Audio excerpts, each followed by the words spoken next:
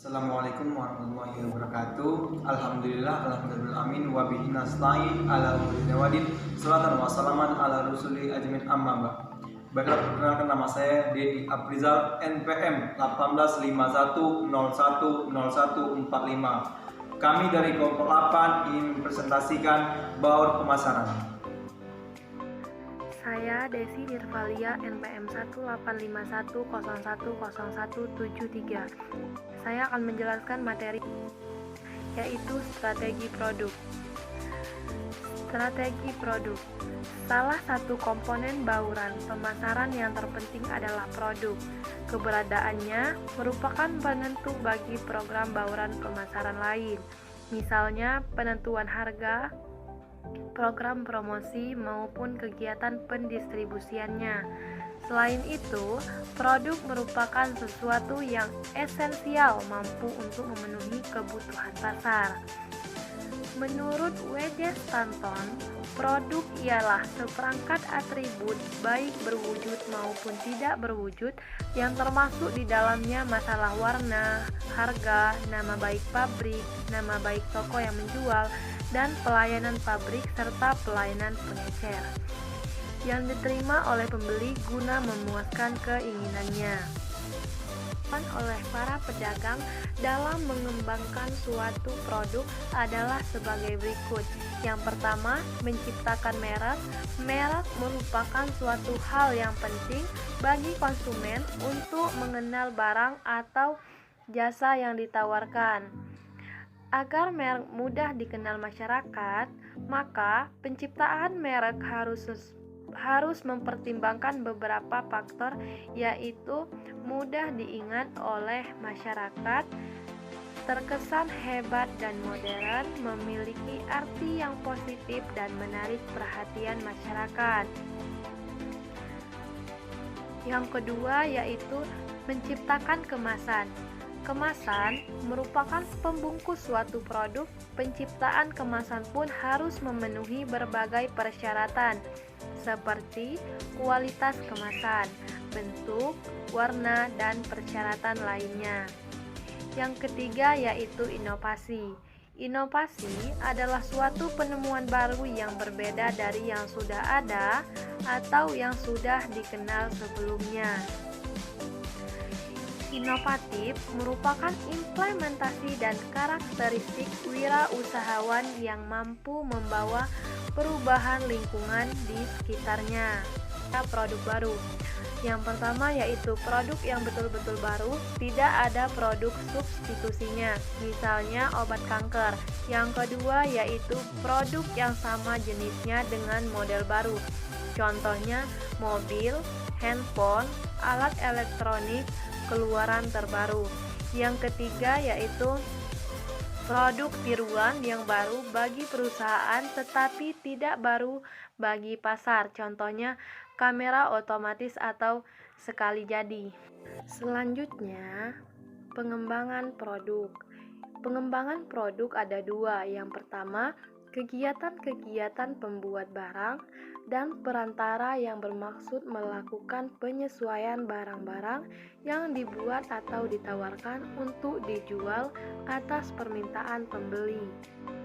Yang kedua, pengembangan produk harus menjamin bahwa yang pertama yaitu kualitas barangnya baik, dan yang kedua yaitu desain barangnya baik, dan yang ketiga barang baru dapat ditambahkan jika diperlukan. Dan yang keempat, barang sekarang dapat dikurangi jika diperlukan. Selanjutnya, klasifikasi produk. Berdasarkan jenis konsumen yang menggunakan ada dua, yaitu produk konsumen. Merupakan apa yang dibeli oleh konsumen akhir tahun untuk konsumen pribadi. Produk konsumen mencangkup produk sehari-hari, produk shopping, produk khusus, dan produk yang tidak dicari. Yang kedua yaitu produk industri, merupakan barang yang dibeli untuk diproses lebih lanjut atau untuk dipergunakan dalam menjalankan bisnis. Berdasarkan daya tahannya ada 3 macam, yaitu produk yang tahan lama, yang kedua produk yang tidak tahan lama, dan yang terakhir adalah jasa. Ada 3 kelompok produk industri. Yang pertama, bahan dan suku cadang merupakan produk industri yang menjadi bagian produk pembeli lewat pengelolaan lebih lanjut atau sebagai komponen. Yang kedua yaitu barang modal, produk industri yang membantu produksi atau operasi pembeli. Dan yang ketiga yaitu perlengkapan dan jasa, merupakan pemasok industri yang sama sekali tidak termasuk produk akhir. Selanjutnya, tingkatan produk. Dalam merencanakan penawaran pasar, pemasar perlu memperhatikan 5 tingkatan produk. Tiap tingkatan menambah lebih banyak nilai pelanggan dan kelimanya membentuk suatu hierarki nilai pelanggan.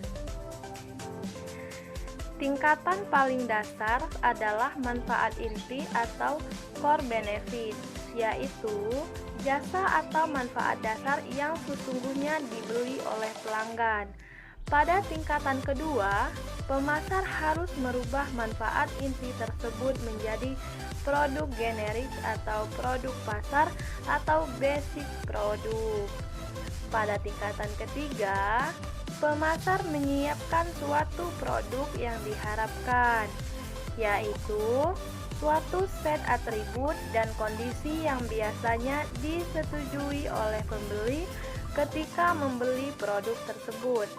Pada tingkatan keempat, pemasar menyiapkan produk yang ditingkatkan atau produk pelengkap yang dapat memenuhi keinginan pelanggan melampaui harapan mereka. Pada tingkatan kelima, terdapat produk potensial atau potensial produk yang mencangkup semua peningkatan dan transformasi yang akhirnya akan dialami produk tersebut di masa depan. Materi selanjutnya akan disampaikan oleh saudara Denny Aprizal. Baiklah, di sini saya akan menjelaskan strategi merek. Strategi merek suatu citra merek yang kuat memberikan beberapa keunggulan utama bagi perusahaan. Merek adalah nama istilah, tanda simbol atau rancangan, atau kombinasi dari hal-hal tersebut yang dimaksud untuk mengidentifikasi barang atau jasa dari seorang atau kelompok penjual untuk membedakan dari produk pesaing. Merek-merek terbaik memberikan jaminan kualitas, tetapi merek lebih dari sekedar simbol karena memiliki 6 tingkat pengertian. 1. Atribut, 2. Manfaat, 3. Nilai, 4. Budaya, 5. Kepribadian, 6. Pemakai. Terdapat beberapa pilihan strategi dalam pemberian merek, yaitu 1. Tanpa identitas merek, no brand identity. Pemberian merek sendiri, private branding. Pemberian merek perusahaan disebut corporate branding. Sedangkan pemberian merek ini produk yang line. Pemberian merek khusus disebut itu speech product. Sedangkan kombinasi merek combination branding. Saya Tuti Alawiyah dari kelompok 8 akan menjelaskan tentang kemasan dan label. Kemasan merupakan pengemasan yang mencangkup semua kegiatan merancang dan memproduksi wadah atau pembungkus untuk suatu produk. Selanjutnya, ada 8 faktor penting dalam kemasan. Yang pertama, faktor pengaman untuk melindungi suatu produk dari penyebab timbulnya kerusakan. Yang kedua, ada faktor ekonomi. Faktor ini untuk menghitung biaya produksi secara efisien. Faktor yang ketiga yaitu faktor pendistribusian. Faktor ini untuk memudahkan pendistribusian dari perusahaan hingga ke tangan distributor sampai ke tangan konsumen. Yang keempat, ada faktor komunikasi sebagai media promosi suatu produk dalam kemasan. Yang kelima, faktor ergonomi sebagai pertimbangan dalam suatu produk kemasan supaya bisa dipegang, dibawa hingga diambil isinya. Yang keenam, ada faktor estetika Daya tarik visual dalam suatu produk kemasan dalam segi warna, bentuk, dan lain-lain. Yang ketujuh, ada faktor identitas. Faktor identitas ini untuk membedakan suatu produk kemasan dari produk kemasan lain.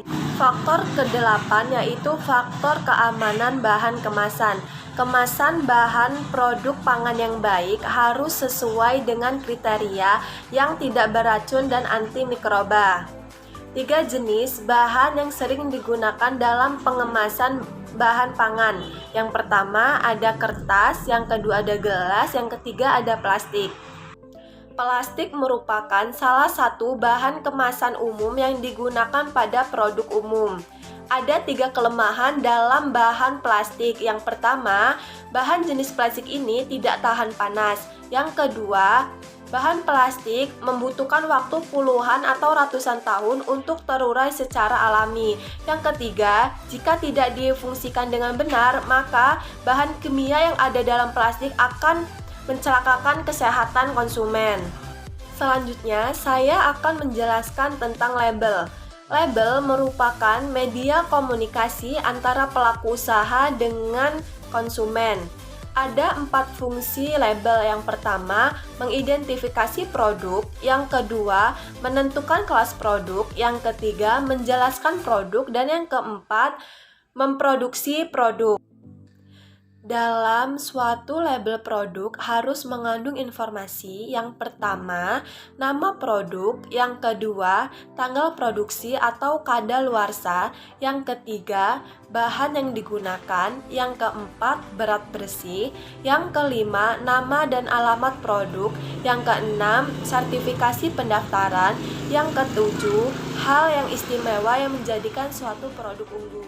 Baiklah, kesimpulan dari presentasi kami, dalam baut pemasaran terdapat strategi produk, merek, kemasan, dan label. Hal tersebut penting dalam baut pemasaran karena saling berkaitan. Hal ini bertujuan agar dapat mencapai tujuan strategi pemasaran yang berupa keberhasilan menyeluruh. Sekian presentasi dari kami. Apabila ada kekurangan kami mohon maaf. Kepada Allah kami mohon ampun. Saya akhiri. Wassalamualaikum warahmatullahi wabarakatuh.